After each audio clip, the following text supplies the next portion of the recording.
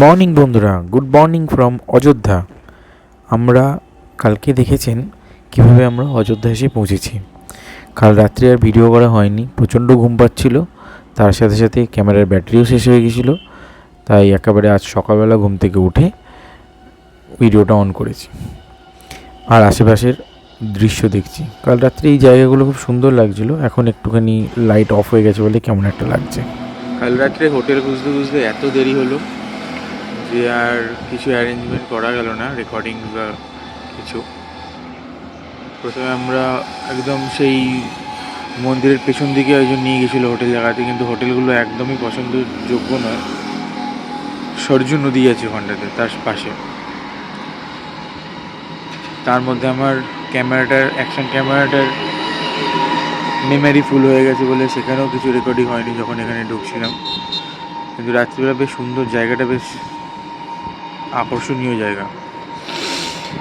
শেষে আমরা নিজেরা কোনো লোকের হেল্প ছাড়াই প্রথমে এই হোটেলটা এসেছিলাম। এই হোটেলটার রুম খুব ভালো, কিন্তু এরা খাবারের কোনো ব্যবস্থা করতে পারবে না, না হোম ডেলিভারি করার জন্য কোনো হোটেলের কিছু কথা আছে না। আর ভাড়াটা ওদের বেশি। তারপর আমরা আমাদের এই হোটেলটা এসেছি। এই হোটেলটা ভালোই, খারাপ না।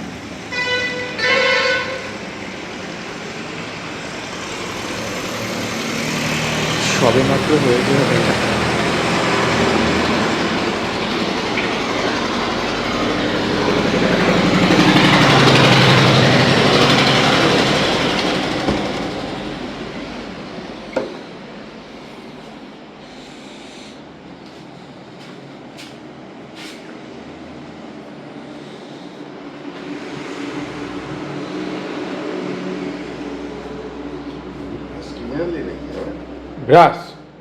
ব্রাশ তো আমি বাড়ি থেকে এনেছি।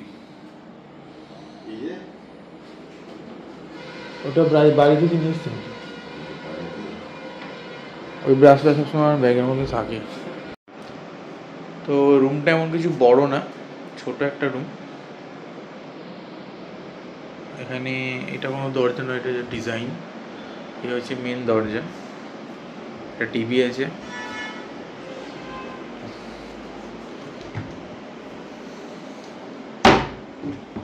তিনটে ছোটো ছোটো আলমারি আছে,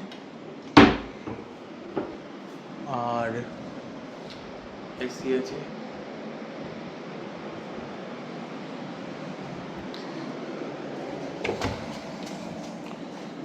এই হচ্ছে বাথরুমে কমোড।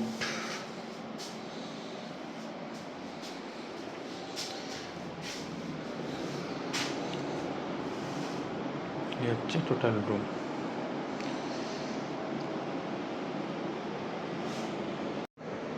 রুমের ভাড়া হচ্ছে 2000 টাকা। আর এখানকার নিয়ম হচ্ছে 11টা থেকে 11টা হচ্ছে টাইমিং, সেটা ওরা 12টা পর্যন্ত করে দেবে বলেছে। চেক আউট 11টার সময় ঢোকো, 11টার সময় বেরিয়ে যাও।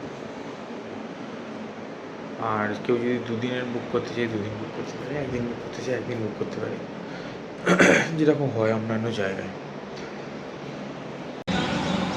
বাঁদিকে সামনে যে অটোটা দাঁড়িয়েছে, তারপরে যে সাদা বিল্ডিংটা দেখা যাচ্ছে, ওইটা হচ্ছে হোটেলটা। আমি ওখান থেকে হেঁটে হেঁটেই সামনেটাই এসেছি।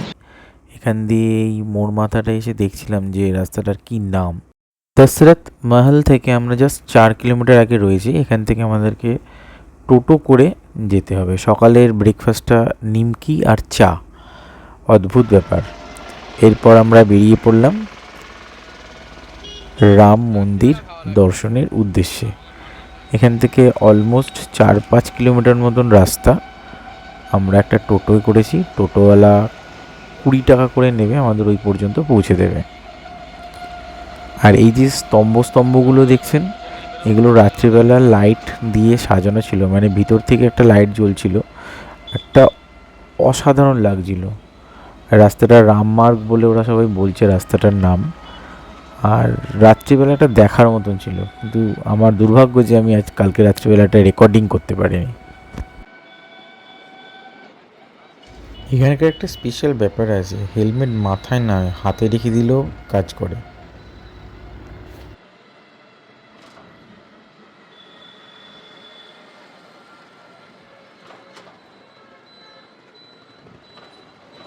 আর মাত্র 2.5 কিলোমিটার দূরেই রাম মন্দির।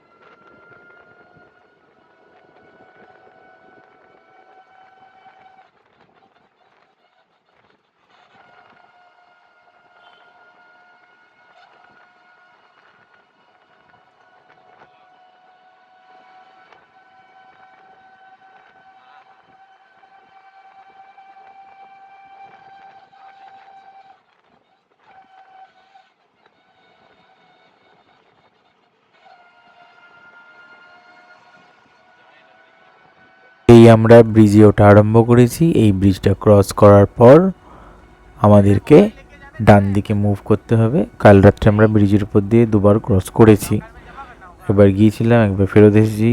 ওইদিকে আমরা হোটেল খুঁজতে গিয়েছিলাম, হোটেল পেয়েও ছিলাম, কিন্তু হোটেলগুলো খুবই সাধারণ ঘর, মানুষের বাড়ির মধ্যে ওরা হোটেল বানিয়ে দিয়েছে।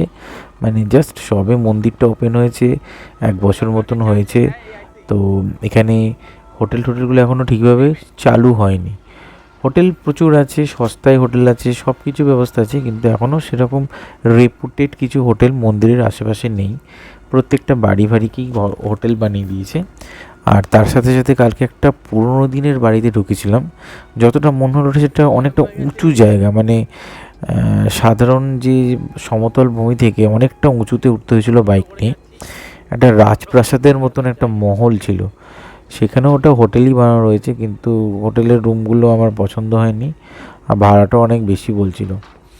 এগুলো একদম, যেগুলোর কথা বলছি সেগুলো একদম সরজু নদীর ধারে, মানে সরজু নদীর কিনারাতে এই হোটেলগুলো হয়েছে, যেগুলো রাম মন্দিরের পেছন দিকটাতে।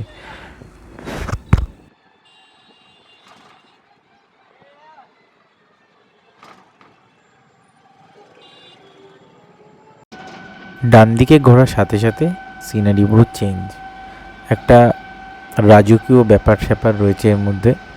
দুই দিকে শুধু রাম এবং তার সমস্ত রকম চিহ্ন দিয়ে ডেকোরেশন করা, যেটা সেই যাই হোক না কেন, অফিস হোক, গ্যারেজ হোক, দোকান হোক, সমস্ত কিছুর মধ্যে একটা না সনাতনীর ছাপ। খুব সুন্দর জায়গাটা লাগছে, কিন্তু সমস্যা একটাই যে এখানে কোনো গাছপালা নেই, একদম গাছপালা দেখতে পাচ্ছি না। হতে পারে এই জিনিসগুলো বানানোর জন্য সমস্ত গাছপালাগুলোকে কাটা হয়েছে। শ্রীরাম, জয় শ্রীরাম। টিকা লাগে, এদিকে আসো, আসো না এদিকে। আরে লাগাবে, দাঁড়াও না, আসো না এদিকে।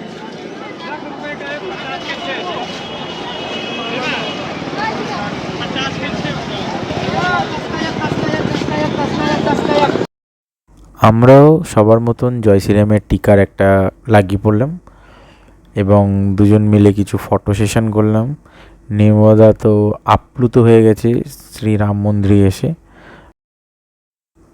মন্দিরে আসার পর এরকম মনে হচ্ছে যেন আমি রাম মন্দির দর্শন করছি না, স্বয়ং শ্রী রামচন্দ্রের সঙ্গে সাক্ষাৎকার করে ফেলেছি।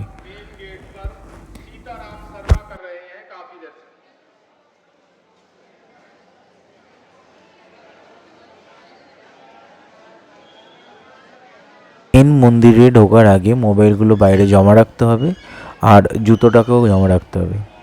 ব্যবস্থা খুব সুন্দর, রেলিং করে করে দেওয়া রয়েছে, যে এর মধ্যে দিয়ে নির্দিষ্টভাবে এবং ভদ্র সভ্য সুষ্ঠুভাবে মন্দিরের দিকে যাওয়া যাবে। প্রয়োজনে ছেলে মেয়ে আলাদাওভাবে যেতে পারে।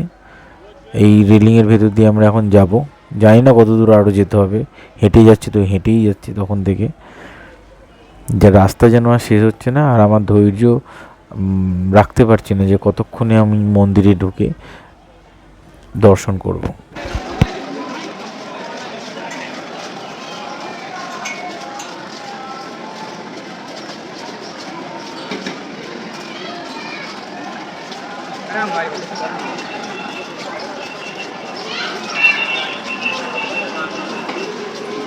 হাই গো মন্দিরটা, অন্তত মন্দিরে একটা ফটো তো তোলা যেতে পারে বাইরে থেকে, কিন্তু তাও তুলতে দেবে না। ডিস্টেন্স থেকে তুলতে হবে ক্যামেরা জুম করে। হ্যাঁ একটা ডিস্টেন্স থেকে তুলতে হবে ক্যামেরা জুম করে।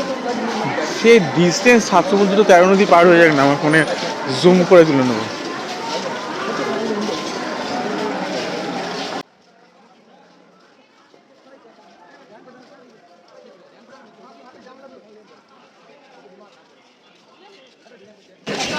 Way to the temple.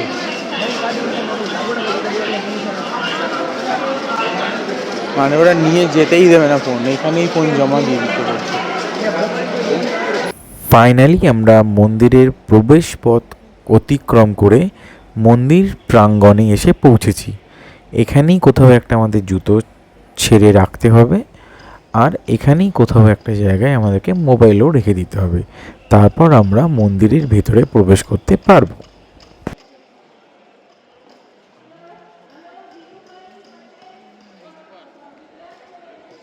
এখানে লকার আছে।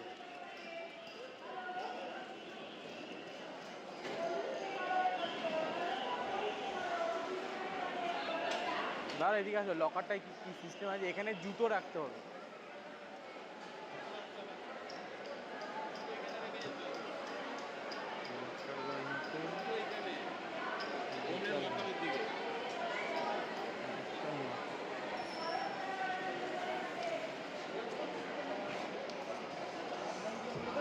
जूता यहाँ छोड़ना होगा आगे।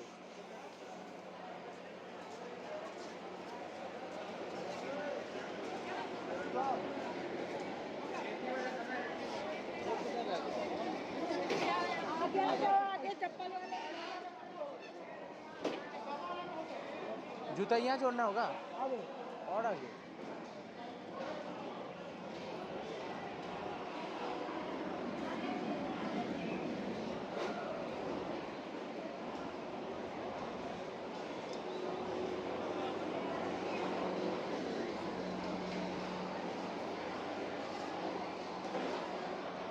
जूता यहाँ छोड़ेंगे मैडम?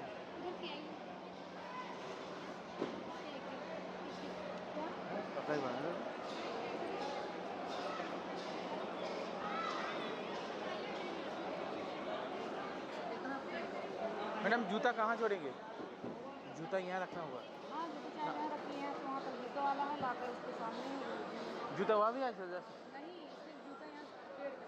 पेड़ के पास। और छोड़ के जाना होगा कहाँ पे? रख के जाएंगे, जूता जमा हो जाएगा और फोन जो है लॉकर में जमा होगा। फिर मिलेगा कैसे जूता वापस? नंबर रहता है ना। अच्छा।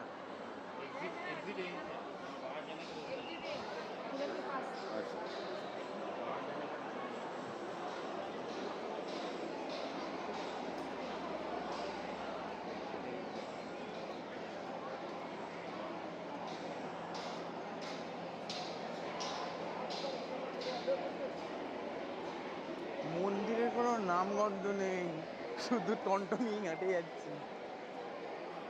চলো দেখি ওখানটায় সামনে।